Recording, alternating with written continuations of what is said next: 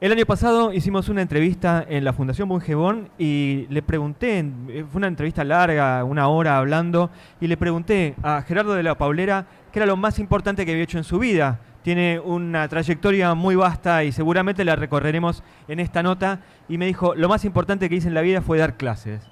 Ese fue al final el título que se eligió en la nota y creo que marca muchísimo el tono y la temperatura de una persona que aborda la educación desde un lugar distinto al estar adentro de un aula, aunque también está dentro del aula en la universidad, pero un tipo que piensa la educación y piensa las métricas de cómo mejorarla.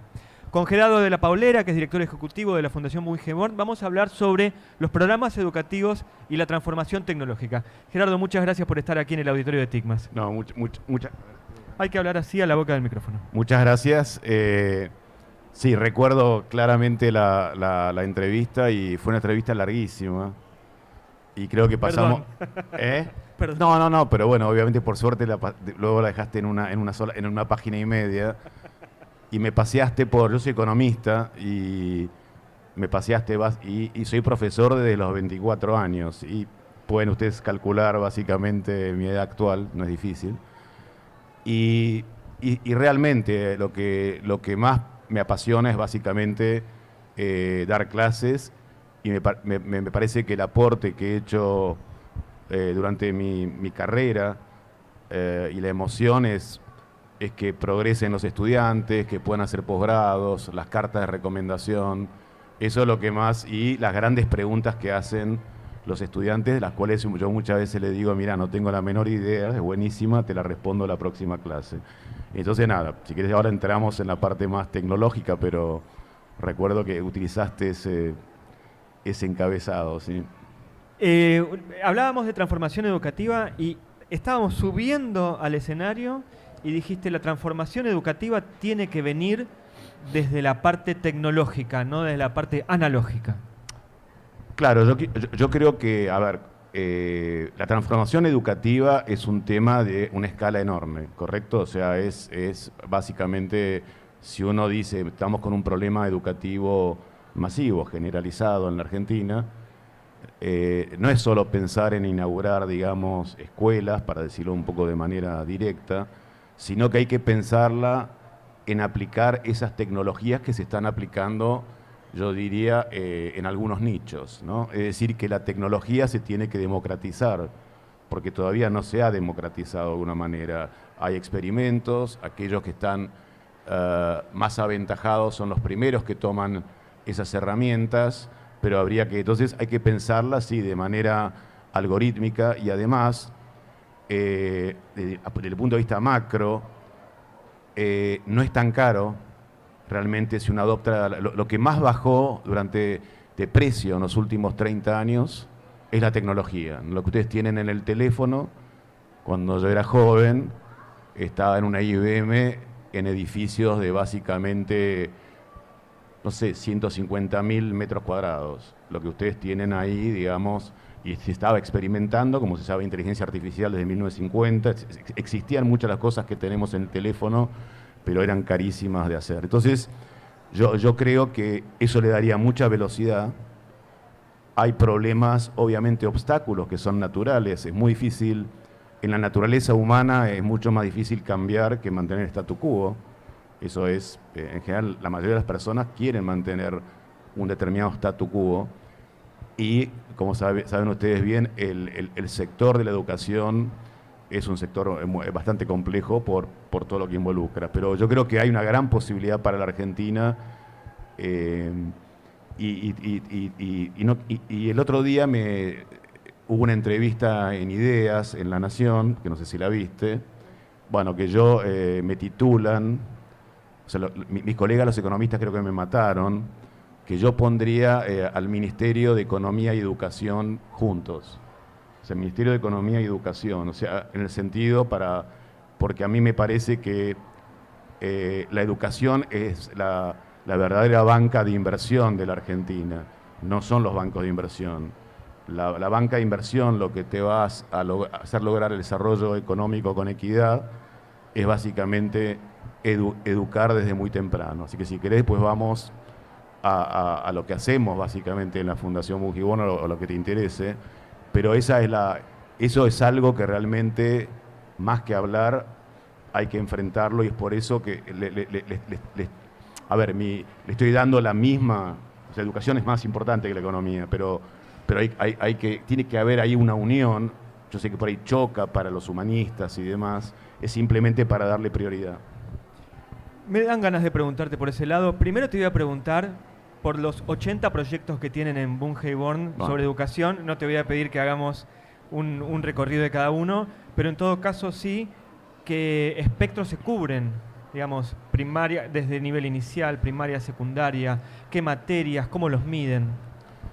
Mira, nosotros tenemos, voy rápido, nosotros tenemos un enfoque en la Fundación Bungibón. Es una fundación, es una gota en el océano de inversión social. O sea que esa gota hay que utilizarla muy bien, ¿no? Porque si no...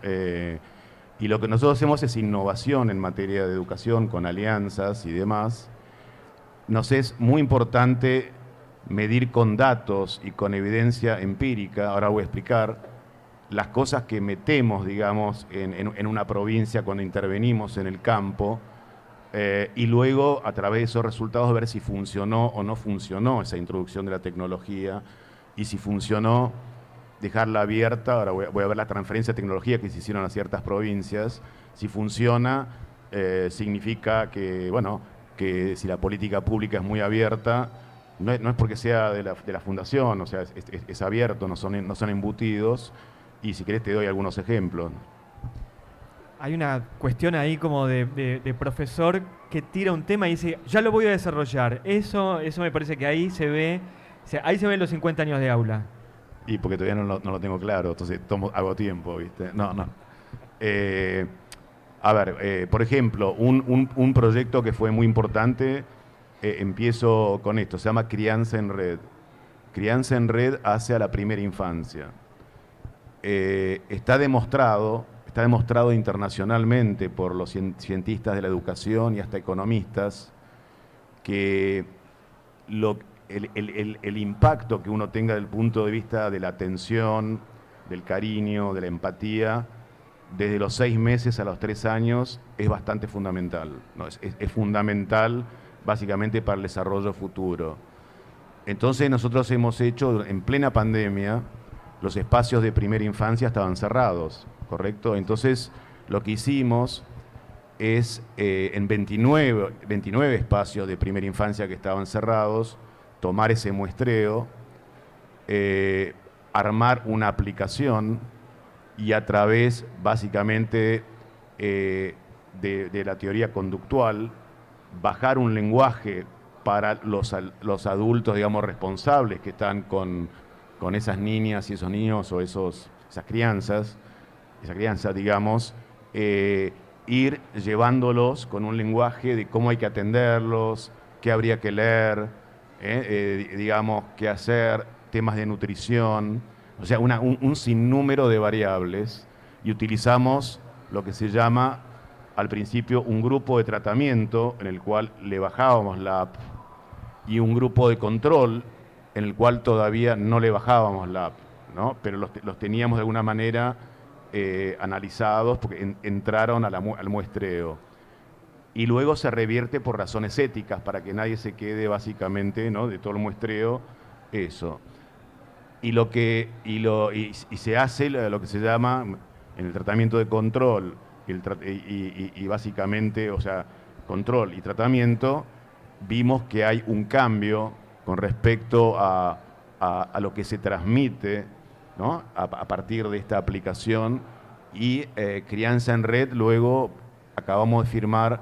Nosotros tenemos un enfoque muy federal, estamos mucho en las provincias, fue el enfoque federal de la Fundación Bungibón, pero acabamos de firmar un convenio con la Ciudad de Buenos Aires, que es obviamente por nivel de ingresos el que tiene más espacios de primera infancia, pero para transferirles la tecnología de lo que hicimos, que es parte de transformar en un bien público lo que nosotros hemos hecho. Y hemos firmado con la ciudad también de Neuquén.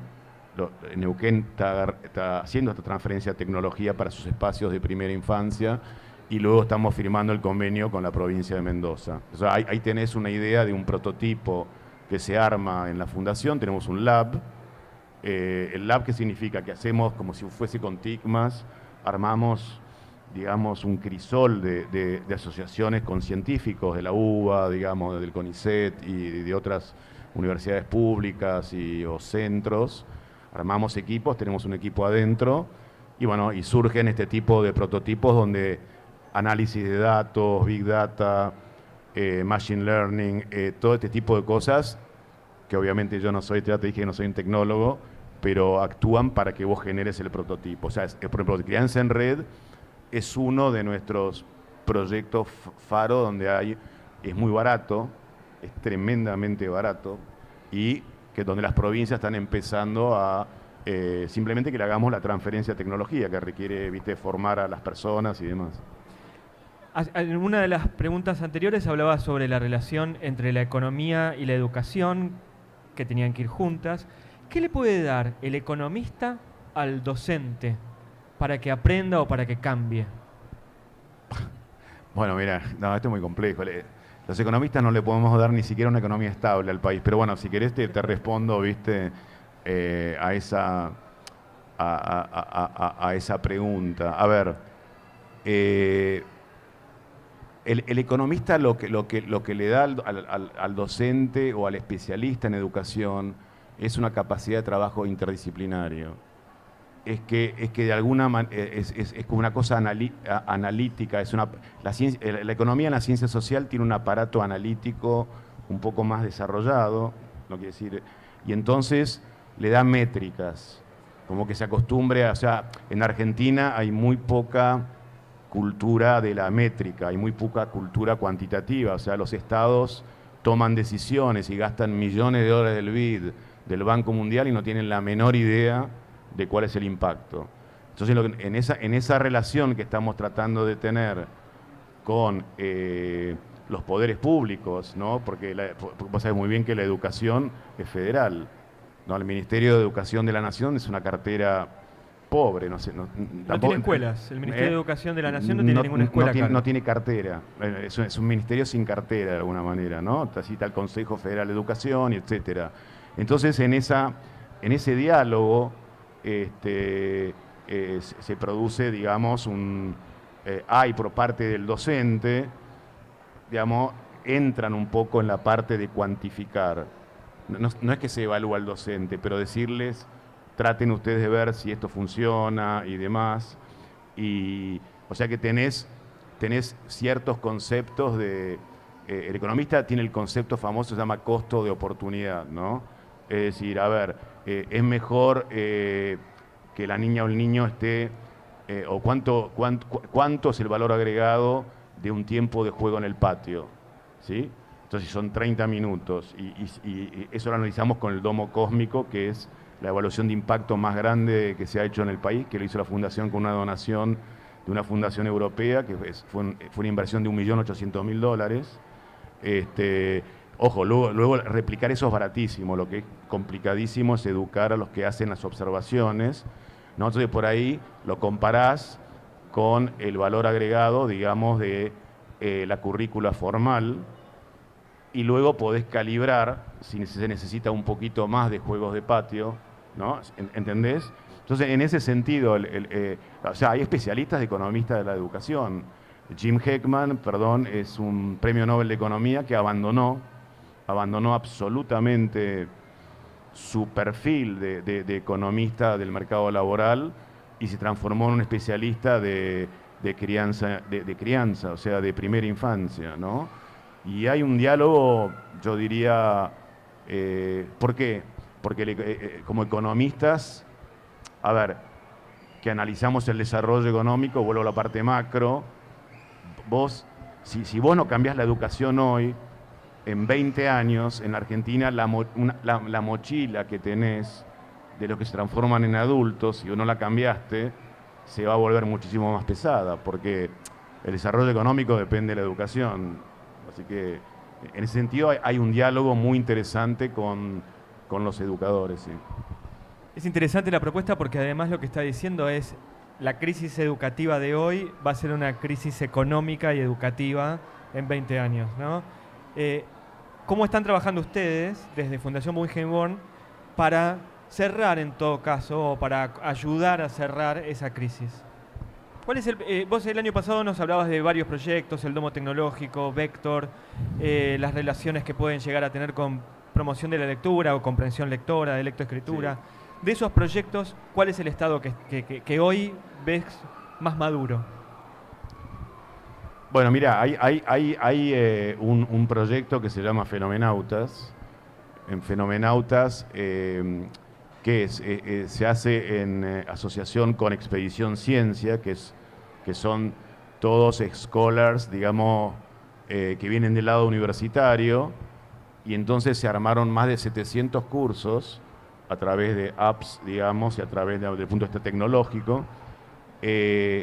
Y vos tenés, por ejemplo, para enseñar en laboratorios, química, física y demás, estás utilizando realidad virtual con los laboratorios. O sea que en cada instancia, en primaria estamos, no, en el último año de la primaria estamos en un curso de inteligencia artificial, en secundaria estamos en donde vos tenés la app de inteligencia artificial, ¿viste? Para proponer cuáles son los parámetros, cuál es el problema y la resolución. Entonces, dentro de Fenomenautas estás teniendo un montón de ingredientes tecnológicos para las distintas etapas. Ella estás teniendo no sé si no éxito, pero está teniendo una penetración en los docentes muy importante, porque estamos teniendo 15.000 docentes que estrictamente en distintos niveles, y nos ocupamos mucho de la ruralidad. ¿Por qué la ruralidad? Porque la ruralidad, desde el punto de vista del estudiantado, de los alumnos, representa el 8% nada más, digamos, de lo que es el alumnado total.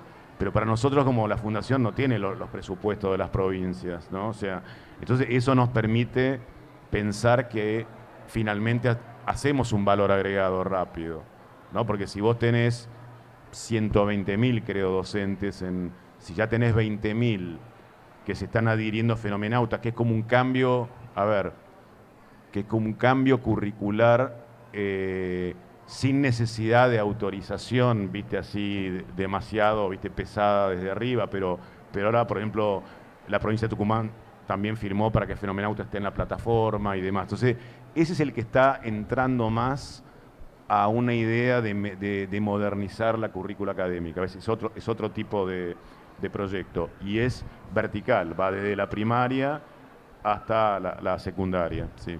Te hago dos preguntas más. Una, Dale. este es un año electoral. En este momento, mientras estamos en las semanas de la Feria del Libro, hay elecciones en distintas provincias. Hubo antes, va a haber después, y a fin de año tenemos la elección presidencial.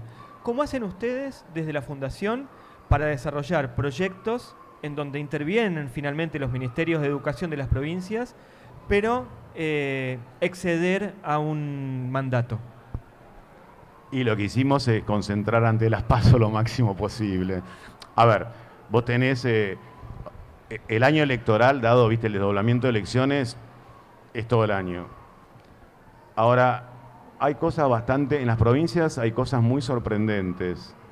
Hay ministros de educación que han tenido doctorados acá en universidades y demás, que han estado 10 o 12 años, o sea, a pesar de cambios en la gestión. En algunas provincias, no digo todas, ni tampoco quiero, viste, ni estigmatizar, ni nada, no es que son muchas, y hemos notado una estabilidad bastante interesante y de muy buena calidad, ¿sí? Y después lo que hicimos, por ejemplo, un proyecto enorme que tenemos que es Spark. Spark es también un encuentro entre los tecnólogos, y en este caso lo hicimos en Mendoza, 1.200 docentes rurales que el gobierno de Mendoza los trae, nosotros ponemos a todos los, como vos, viste, todos los especialistas, son una conferencia, pero donde nadie se pierde, digamos, este tema. Lo hicimos ahora en marzo.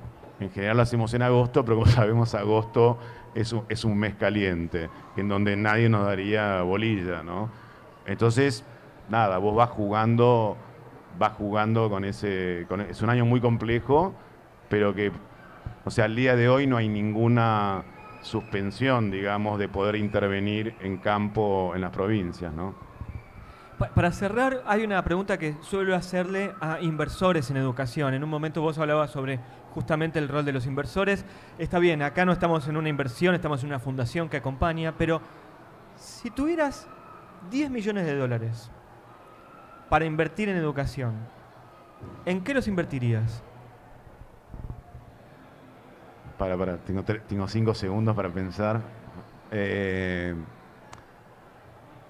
Mira, si yo tuviese 10 millones de dólares, creo que trataría de hacer trataría de hacer varias escuelas. Viste que está la escuela normal, de donde salían, viste, o las escuelas. Trataría de hacer como 10, 12 polos en provincias, viste, así como polos científicos en donde se empiezan a educar a las nuevas maestras y maestros. Eso es lo que haría yo. Y yo creo que con 10 millones de dólares puedes hacer 20, no te digo 15 seguro, y que haya tolerancia por parte de tanto de la política, los sindicatos y demás. Yo así viste cómo se creó Singularity, viste, en Silicon Valley, y después Cornell University con Technion de Israel, empezaron a hacer toda esta universidad de diseño creativo y viste, de que los alumnos empiecen a generar proyectos. Yo haría eso. Formación docente, al final. Haría formación docente, pero de vanguardia. Si tuviese 100 millones de dólares te puedo no mencionar más ahora que pensé 5 segundos, pero nada, es corto para hablar, pero digamos, yo pensé muchísimo en ese tipo de formación, porque el enfoque de la Fundación Mujibón, y termino, sé que no tenés tiempo, es un enfoque. A ver, ¿esto no queda grabado? ¿Queda grabado? Esa me la cortás ahora después. Es un enfoque de guerra de guerrillas. Es un enfoque de Born, que fue, bueno, no importa, pero es autónoma, y es un enfoque de guerra de guerrillas, es un enfoque que pretende ser metastásico, de una metástasis positiva. Estos 10 millones de dólares seguiría siendo un enfoque metastásico, no que te va a cambiar, pero digamos te puede generar un efecto derrame, un efecto mucho más fuerte.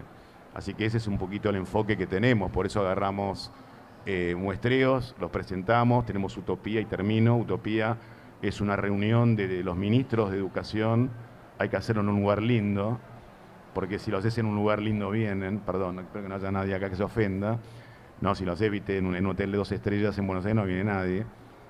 Lo hicimos en Villa La Angostura, viste, qué sé yo, y vinieron más, tuvimos más convocatoria que el Consejo Federal de Educación, y es un choque es táctico, es un choque de culturas entre también los tecnólogos y los ministros, y entonces tácticamente los ablandás más, o las ablandás más. Gerardo de la Paulera, muchísimas gracias por haber estado aquí en el auditorio de TICMAS. No, muchísimas gracias y felicito, digamos, por toda la iniciativa. Gracias por haberme invitado. Gracias.